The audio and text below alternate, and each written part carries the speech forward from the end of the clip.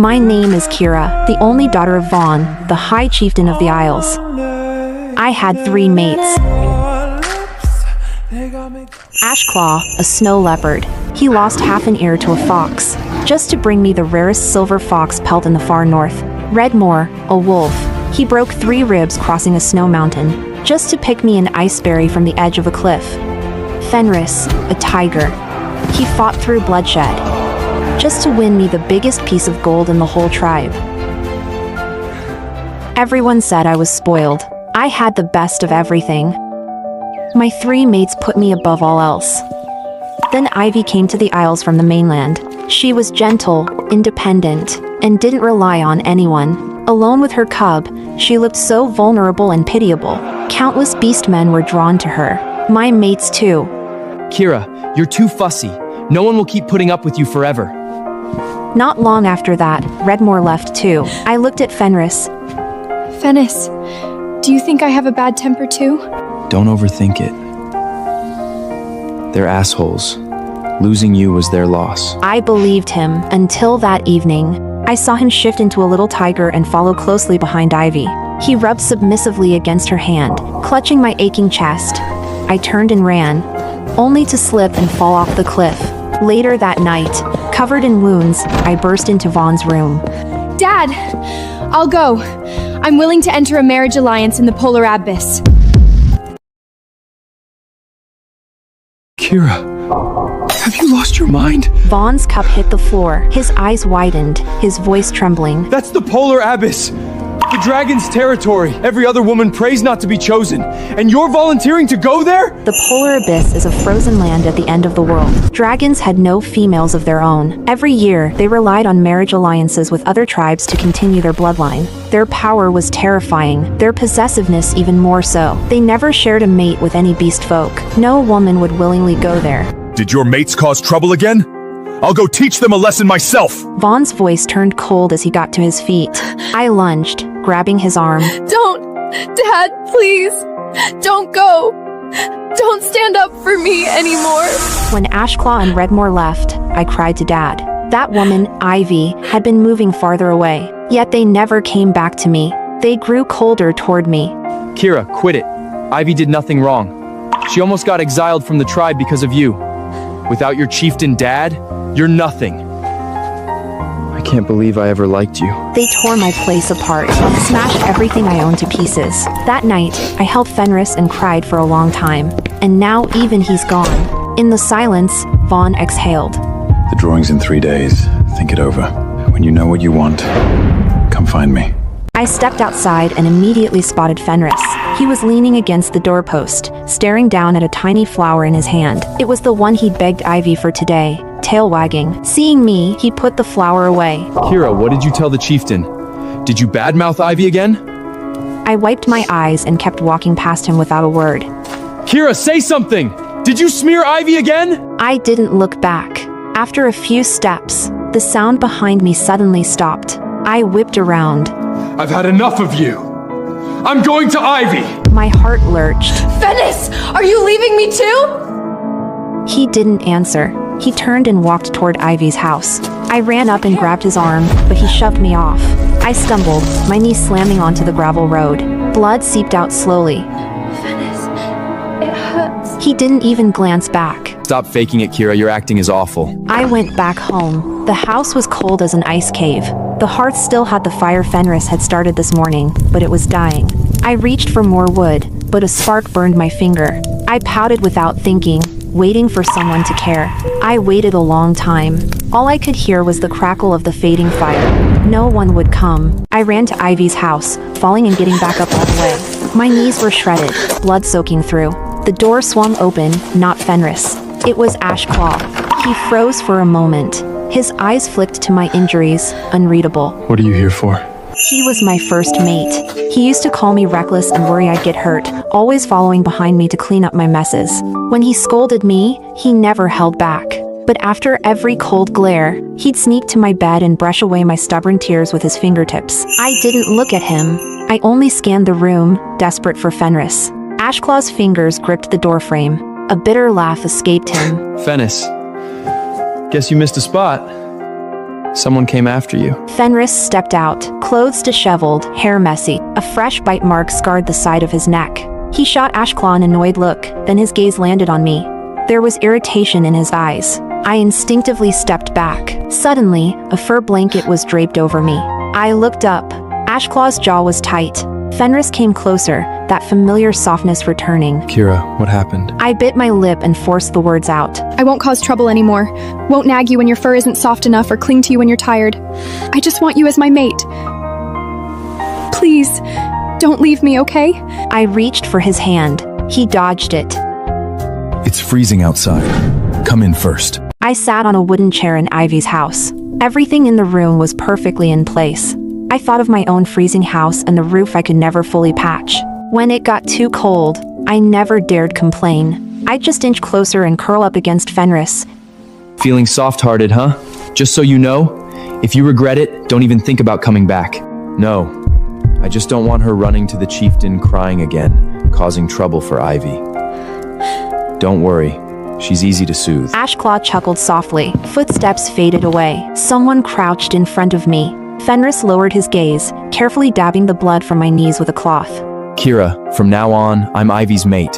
You're the chieftain's daughter. You can choose any of the finest beastfeek in the tribe. Wasn't that what you always said? That you'd throw the three of us out and choose other mates? That's not what I meant! His expression darkened. He wiped away my tears, then stood to get water. Suddenly, something heavy slammed into me. I turned around. You bully! You hurt Mom! Get out! I threw up my arm to block it. The scalding water splashed. A few drops hit the child's bare hand. The wooden door burst open from outside. A hand clamped down on my neck. Bullying Ivy wasn't enough for you? Now you're hurting a child too? Kira, you really are something. I couldn't breathe, clawing at his fingers desperately. Red more! He jerked and let go. I hit the ground hard and doubled over. Fenris rushed up, reached for me, then Ivy pushed the door open and stepped out. Without thinking, he shoved me further away. I rolled across the ground, the pain so sharp it turned numb. Ashclaw followed her out. He hesitated for half a beat, then just stood there frozen. They stood against me, all for her child. I got up by myself. My forearm was an awful red, covered in blisters. I only said one word. Apologize. He's just a child. You're seriously gonna hold that against a child? Ivy murmured something to the child. Sorry. Kira, he apologized. That burn can't wait. Let me treat it for you. No need. I stumbled into the freezing wind. On the way, I ran into some clan guards. They looked at me, then looked away. Everyone knew. The chieftain's daughter had been abandoned by her three mates. By the time I reached my door, my legs just gave out. I slid down against the doorframe. My burned arm brushed against the rough wood, and I sucked in a sharp breath. But that pain was nothing compared to the one in my chest. I buried my face in my knees. I didn't cry. I had no tears left. I shut myself inside for 2 full days. On the third night, I dug a wooden box out from under the bed. I opened it. Inside was a necklace strung with 3 fangs. My 3 mates had pulled out their own sharpest fangs and made them into a necklace for me. I picked it up. My fingers brushed over it lightly. Then I raised it high above my head and smashed it into the stone floor. A sharp crack rang through the empty room. It shattered. Shards flew everywhere. One sliced my ankle. I looked down at the broken pieces that would never be whole again. I didn't hesitate. I picked up the bundle I'd already packed and pushed the door open. Vaughn was already waiting by the carriage, his eyes red-rimmed. You sure? I'm sure. He draped a heavy fur cloak over my shoulders. There's medicine in there. And food. Take care of yourself. The carriage began to move. I didn't look back. The carriage hadn't even left the tribe yet. I heard hurried footsteps behind us. Redmore got there first and stepped in front of the carriage, blocking the way. Kira!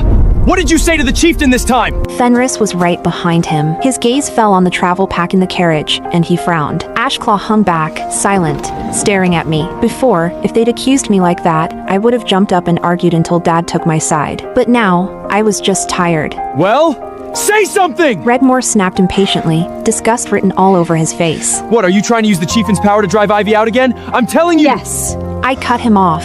All 3 of them froze. Yes. I want Ivy gone. I tightened my grip on the fur and gave a cold laugh. I'm jealous of her. I hate that she took you from me. So I went to Dad.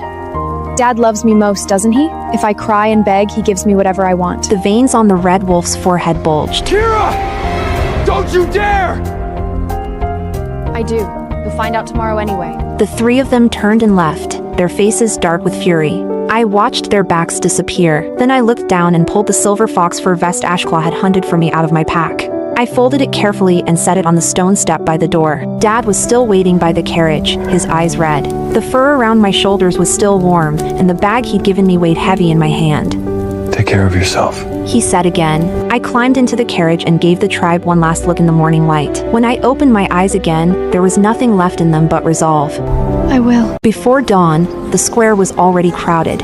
Females without mates stood together in tight clusters. Their families pressed in around them. 3 beastmen pushed into the crowd, searching for me in a panic. Once through, then again, still nowhere. Sweat broke out across Fenris's forehead as he grabbed a woman he knew. Have you seen Kira? No. Why would she be here? Didn't she already have the 3 of you? Someone beside her lowered their voice. Did you forget? Kira doesn't have any mates anymore. Ashclaw shoved his way in front of Vaughn.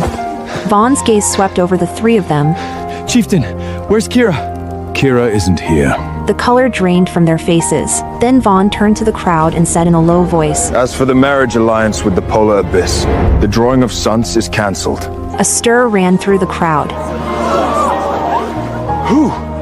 Who would volunteer for that? Is she out of her mind? Vaughn looked at the 3 men, his eyes full of disappointment. My daughter, Kira. Ashclaw reacted first. He spun and bolted. Redmore and Fenris were right behind him. They vaulted over the fence and charged up the mountain path leading out of the tribe. Fenris ran the hardest. He almost shifted into his beast form. After a few strides, he shifted back. His legs gave out beneath him. Tears hit the ground. Ashclaw stared at the winding trail disappearing beyond the mountain, his hands trembling.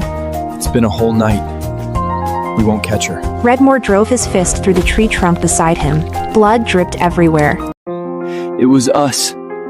We drove her away. Redmore crouched on the ground, his voice hoarse. The truth was absurd. The 3 of them had never truly chosen Ivy. It had all been planned. They thought Kira was too spoiled. She didn't value what she had, so they went to Ivy. They asked her to help them put on a show. The 3 of them would pretend to leave Kira and become Ivy's mates. They wanted Kira to taste loss and learn independence. In exchange, they'd take turns testing the herbs Ivy made. Ashclaw left first. He acted the coldest. Redmore played the cruelest role. He even grabbed Kira by the throat. Fenris went last. He made it look like even the gentlest one had abandoned her. Ivy had warned them back then. If you want her to learn independence, that's not wrong. But to her, this won't feel like a lesson. It'll feel like the people she trusted most shoved her off a cliff together. No one listened. They thought Kira would cry for a few days. Then she would start acting sensible. She would cherish them more. She would love them more. But they forgot one thing. They were the ones who made her that way. They spoiled her little by little. They indulged her. They favored her. They made her believe the world should revolve around her. Then suddenly, they took it all away. You were wrong. We don't want you like this. Redmore was the first to fall apart. He stared at the hands that had gripped Kira's throat. And night after night, they kept shaking. The 3 of them went back to Kira's cabin. The door wasn't locked. The woodshed was empty. The hole in the roof was still dripping. On the stone bed, there was nothing but a thin fur blanket. Fenris's eyes fell on the wooden table, a basket of ice berries. They were crawling with worms. He walked over and sent the basket crashing to the floor. Every berry had been bitten twice. Like she hadn't wanted to eat them, but had no choice. Ashclaw suddenly grabbed Fenris by the throat and slammed him to the ground. There's no food left! You left her alone in this freezing cabin? Redmore crouched in front of the basket of rotten berries. If I'd known, I should have stayed. I should have been the last one to walk away. Fenris slowly got to his feet and walked outside. There was an out-of-the-way spot beside the woodshed. It was piled high with split firewood. You. I came every night. I chopped wood. Left food at her door, but I never went inside. You chopped the wood, so why was her place still empty? Because I left the wood outside. I thought she'd come out and get it. But she never even opened the door. The 3 remained silent for a long time. 3 years later, Ashclaw threw himself into every mission outside the tribe. He didn't dare stay in the tribe. One familiar sight, and he'd think of Kira. Redmore had picked up countless new wounds on top of old scars. His temper got worse and worse. And when he got drunk, he sat outside Kira's house and talked to himself. Fenris just stayed outside Kira's empty house, like a ghost that had lost its soul. Day after day, he chopped wood, patched the roof, and wiped away the dust, as if she might push open the door tomorrow and say, "Why is this place so dirty?" Ivy's true mate was a beast man from another tribe named Ray. He finally found the tribe, and the two were reunited. People are saying they saw Kira? The young beast man at the gate rubbed his eyes, thinking he must have seen wrong. But the woman in polar abyss clothing was indeed standing at the gate. She was leaner than 3 years ago, but far more composed. Kira, you're back! One of the older guards blurted out. Others nearby leaned out to look. It really is her. Didn't she go to the polar abyss? She looks completely different. I nodded to them and walked straight to my father's house. Vaughn had already heard the news. The moment he stepped outside, he ran straight into me. His eyes instantly reddened. Kira. Is it really my Kira? Fighting back tears, I threw my arms around his body, now bent with age. His arms tightened around me. It took him a long while before he finally let go. Then he cupped my face and looked at me carefully. Did they treat you well over there in the polar abyss? I took his rough hand and led him inside. Dad, I have a mate. His name is Azafal. He's a dragon warrior from the polar abyss. We have a child too, Riven. Vaughn's eyes lit up at once. A little one? Where is the child? Hurry, bring them here! They're outside the tribe. I poured Vaughn a cup of water. Aziel and Riven can't stay away from water too long. I had them wait by the creek. There was another reason. I just didn't mention it. Azazel was ridiculously possessive. On the way here, he stayed glued to me and Riven. If another beast man looked at me too long, he drove them off. He wouldn't let anyone come within 10 yards of me. When we reached the tribe gates, he lowered his voice. I don't like the smell here. What smell? 3 bugs. I knew exactly who he meant. I'd never hidden my past from him. After hearing it all, he pulled me into his arms. They don't deserve you. I poked his chest. That's all in the past. Yeah, but I don't forget. Now, in front of Vaughn, I kept it casual. Azar likes being alone, but he's good to me and the child. Vaughn studied my face for a moment. After you left, those 3 bastards were like lost souls. Ashclaw and Redmore stay away most of the year. As for Fenris, he's a wreck. I froze. I didn't even get to ask. A furious shout suddenly came from outside. Chieftain! I heard Kira's back. Is it true? It was Redmore. My fist clenched. Vaughn's face darkened. Dad, let me handle this. He looked like he wanted to speak, but in the end, he sat back down. Then the door was shoved open. Redmore rushed in first. He was much thinner than he'd been 3 years ago. A few ugly scars now cut across his face. Fenris and Ashclaw pushed past him and came in. Fenris had changed the most. Ashclaw had changed too. He already had a few gray strands at his temples. Kira? Is that really you? I looked at them calmly. 3 years in the polar abyss and Azazel's indulgent love had transformed me. I gave a soft laugh and tucked the loose hair behind my ear. A bite mark showed at my neck. Azazel had left it there before I came back. I quickly lifted a hand to cover it. All 3 of them were already staring at that spot. Their breathing turned heavy. Long time no see. I came back to see Dad. I'll stay a few days, then leave. Leave? You're still going back? Back to that hellhole? Kira, we were wrong. The polar abyss is my home. Why wouldn't I go back? Dad, is my old room still there? I'll take Azadel and Raiden over. You're staying in that room? Is that a problem? I checked the time. If I didn't get back soon, little Riven would start crying. I said goodbye to Vaughn and walked between the 3 of them. When I reached the tribe gate... How long are you planning to follow me? Kira, give us a chance to explain! Explain? Weren't you happy with Ivy? So how did you end up like this? We were never with Ivy. It's not what you think. I frowned. Then why did you leave me? We thought you were too spoiled, so we made you taste loss and cherish what you had. We brought Ivy in on it, pretended to be her mates. In return, we took turns testing her medicine. Then I laughed. That laugh made all three beast folk step back. So choking me was an act. Shoving me to the floor was an act. Calling me disgusting and saying you regretted ever putting me first were all part of the act too? I'm warning you. Stop following me. My mate has a bad temper. He especially hates other males getting close to his mate. You don't want to bring trouble to the tribe, do you? The three of them stayed where they were. I'll go beg the chieftain. It's no use. What if her mate wasn't around anymore? You've lost your mind. She has a child. You really want that kid growing up without a father? Fenmis, get a grip! I know exactly what I'm doing. I can take that dragon's place and become her child's father. I found Azazel and Riven by the river. A tiny body launched itself at me and wrapped around my leg.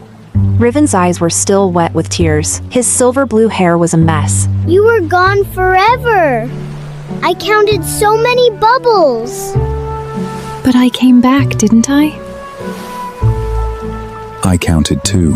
Azazel rested his chin on my shoulder, looking ridiculously pouty. I looked at him.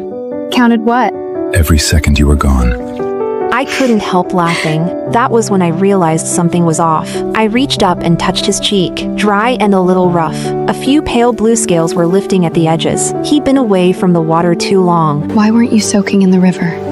You weren't back. I didn't want to go anywhere. My heart clenched. I frowned and quickly led him and Riven to the river. The second they hit the water, Riven perked right up. He started swishing his tail like crazy.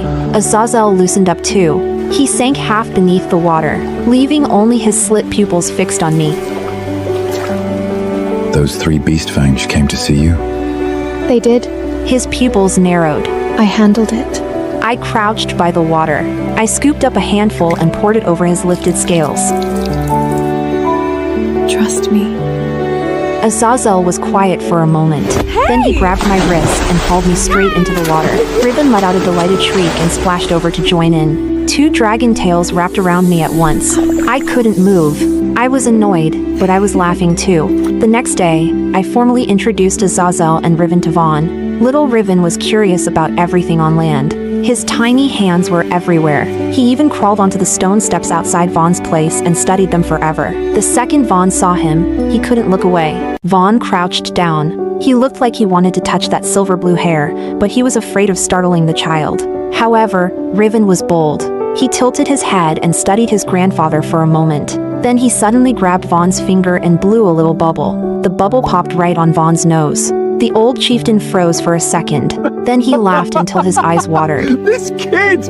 Where'd he get that nerve? I stood there watching, my throat tightening. But with Azazel, Vaughn was much more cautious. He looked him over from head to toe. This dragon stood a full head taller than an ordinary beast folk male. Vaughn's gaze paused for a moment on the scale scars along his arms, marks left behind by battle. So you're Azazel. Azazel gave a slight nod. Around me, he was endlessly talkative. Around other people, he barely spoke at all. Vaughn looked at him for a long time. I'll only ask once. Can you keep my daughter safe? Azazel answered in a low voice. I'll protect her with my life. Vaughn nodded.